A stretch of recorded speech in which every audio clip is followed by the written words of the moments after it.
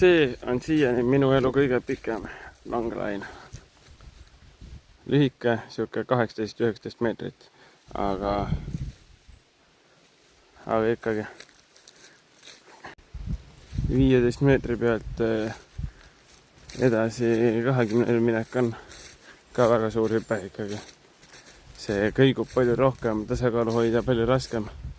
Niimoodi suudan hakata siin kõndima, siis lõpuks saab äkki liikuda ka highline'ide poole. Aga vaatab.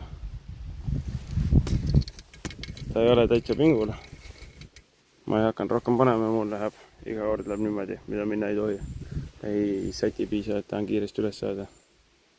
Ja see, ma väga ei usu, kui siin midagi lõhki lööb, et see midagi hoiab, aga lihtsalt vaatepilt on siis parem. Näeb palju nagu oleks kinnitatud. Mis iganes sellest saab, eluohtlik asi. Ma tean. Aga noh, jah. Siukest asja ei tohiks olla elu sees.